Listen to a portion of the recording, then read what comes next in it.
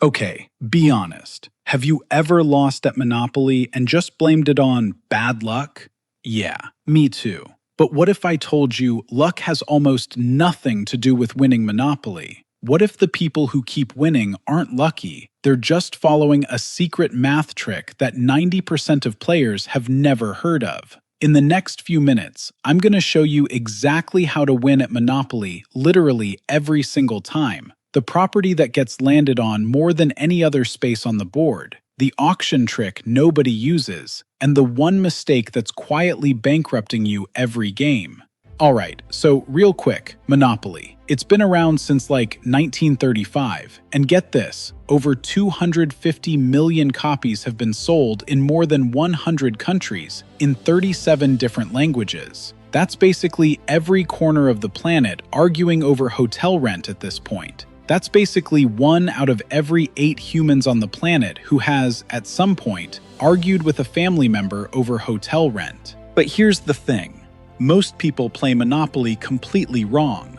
Not wrong like breaking rules, wrong like they're making decisions based on vibes instead of actual strategy.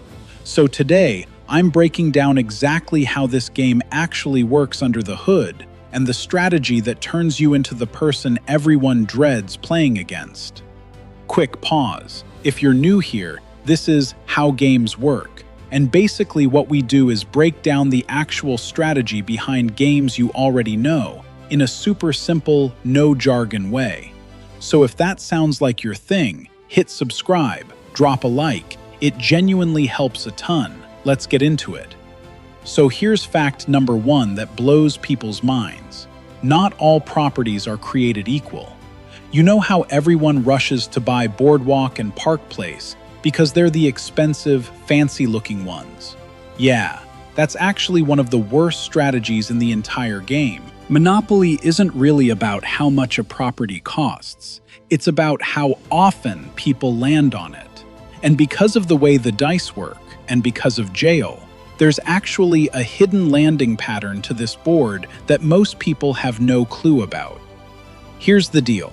The orange properties, St. James, Tennessee, New York Avenue, get landed on more than almost anywhere else.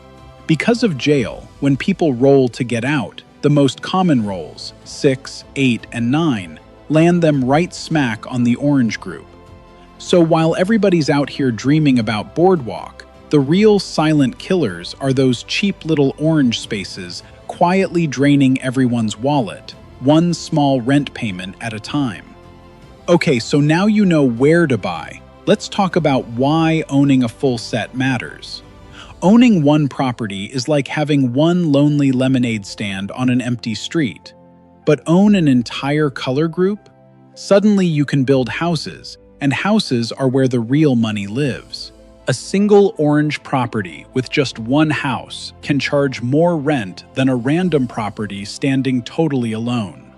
At a hotel, that rent multiplies again. This is the whole point of the game, and it's why trading with other players early matters way more than people realize. Now here's where most people mess up. They get one property from a color group and just sit on it, hoarding it like a dragon guarding gold, hoping to complete the set later. But smart players trade fast, stupidly fast. It doesn't matter if you lose a trade a little bit.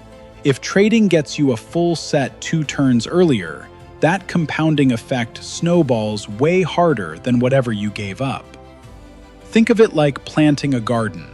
Would you rather plant your seeds today and get vegetables in a month, or wait 3 extra weeks just because you didn't want to lose a couple seeds up front?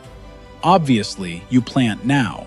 Alright, here's one most people don't even know is a real rule. If a player lands on a property and decides not to buy it, it's supposed to go to auction. Every player can bid on it, even the person who just passed on it.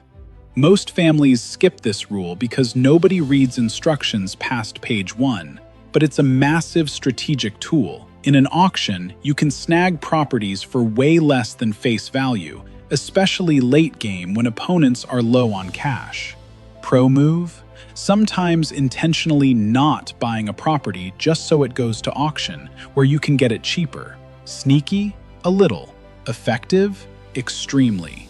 Okay, here's the big one. The thing that separates winners from people who go bankrupt and flip the board. Cash. Flow. New players hoard cash like a trophy, but money sitting in your hand does literally nothing. It only wins when it's working, turned into houses and hotels. The best players spend aggressively early on houses, even with little cash left.